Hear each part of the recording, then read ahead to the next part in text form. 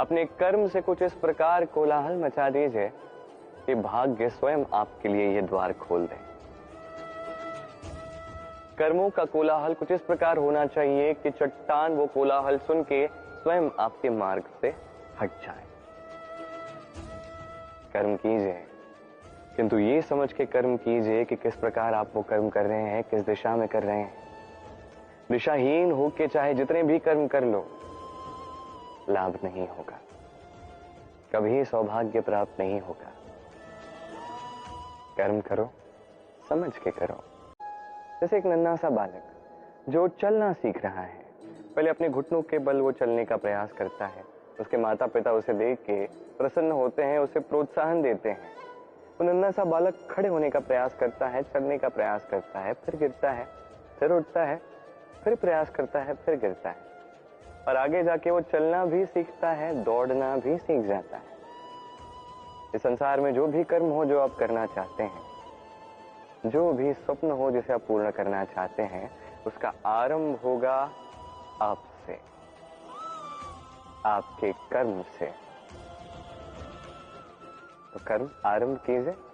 बाहर से सहायता मिल सकती है, उसका लाभ उठाइए और धर्म के मार्ग पर चलोगे और कर्म नहीं करोगे तो लक्ष्य प्राप्त नहीं होगा। इसी प्रकार यदि कर्म करते जाओगे किंतु धर्म के मार्ग पर नहीं चलोगे, तब भी लक्ष्य प्राप्त नहीं होगा। स्मरण रखिए, धर्म और कर्म दोनों एक ही सिक्के के दो पहलू हैं। उन्हें अपने जीवन में आत्मसात कीजिए और आगे बढ़िए। इस संसार का हर लक्ष्य आपका होगा। इस चंचल मन को यदि नियंत्रण में करना आप सीख गए तो इससे बड़ा मित्र संसार में और कहीं नहीं मिलेगा। यही यदि इसी मन ने आप पर वश पा लिया तो संसार में इससे बड़ा शत्रु भी कोई नहीं मिलेगा। इसलिए इस संसार पर नियंत्रण पाने का प्रयास छोड़ दीजिए, पहले इस मन पर नियंत्रण रखना सीख जाइए। तब ये जीवन अपने आप सफलता की ओर अग्रसर हो जाएगा और तब ये मन प्रसन्न होकर कहेगा, राधे राधे। हमारे जीवन में संबंध भी कुछ इसी प्रकार होते हैं। यदि दोनों ओर से अच्छे से निभाए जाए तभी आपको आनंद देते। इसलिए केवल पाने के लिए आतुर न रहे, लौटाने में भी विश्वास रखें।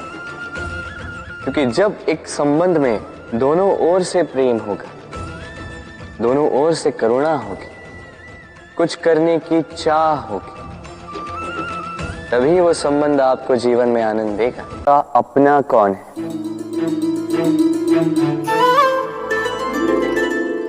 वो संबंधी जिनके साथ आप रक्त से जुड़े,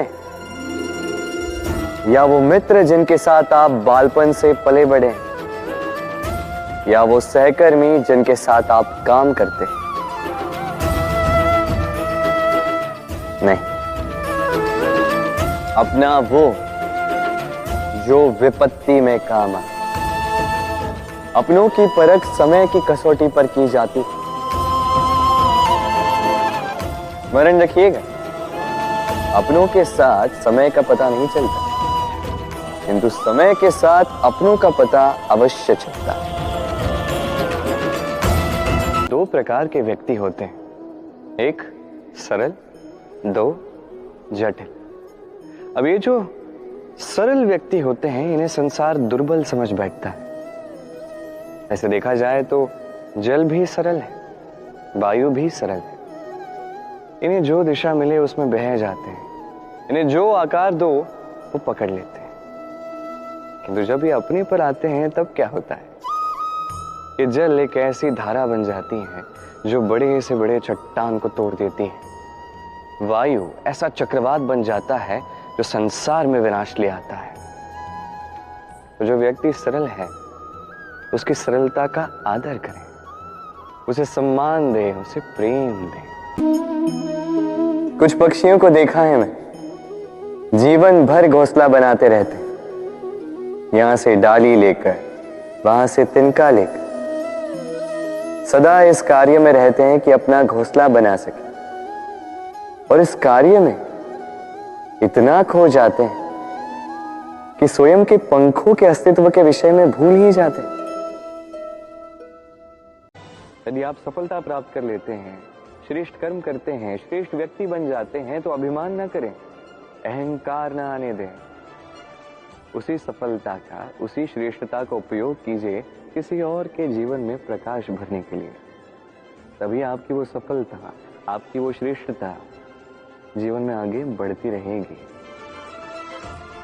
अंततः हम सभी को भी पंच महाभूतों में मिल जाना है। इस जीवन का उचित प्रकार से लाभ उठाइए, कर्म से जुड़े रहिए, इस प्रकृति के मार्गदर्शन का पालन कीजिए। जीवन बस यही है जो आपका है, तो इस जीवन को उचित प्रकार से जिएं, इसका पूर्ण रूप से लाभ उठाएं और श्रेष्ठ से श्रेष्ठ कर्म करें।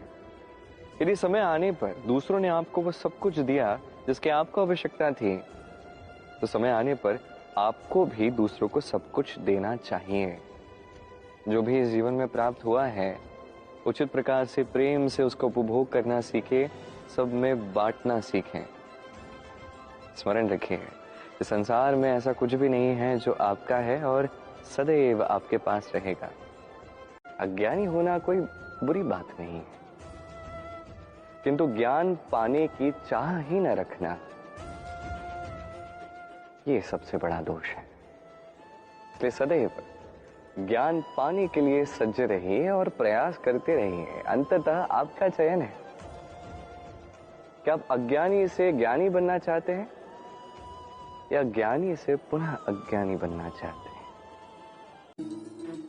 वृंदावन में गोपियों की मटकी तोड़कर माखन खाना, घरों में छिप छिप कर जाना, परिश्रम करना, चोरी करके मटकी तोड़ के माखन खाना, उसमें जो आनंद था वो किसी पात्र से प्राप्त हुए माखन में कहा।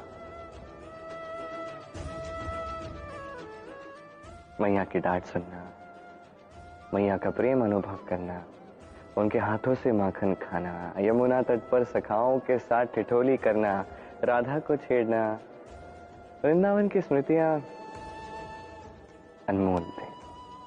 और जब भी उन्हें स्मरण करता हूं तो ये मन प्रफुल्लित हो जाता है। किंतु अभी के लिए तो इसी माखन का मैं आनंद उठाऊंगा।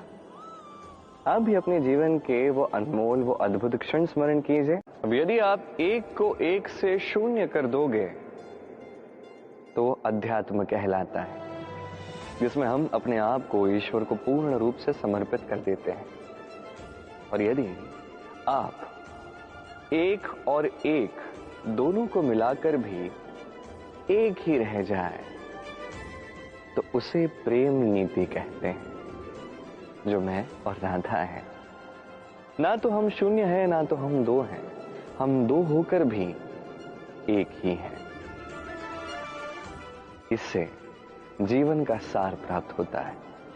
तो इसी सार को प्राप्त कीजिए कि मन प्रसन्न होकर कहेगा, राधे राधे।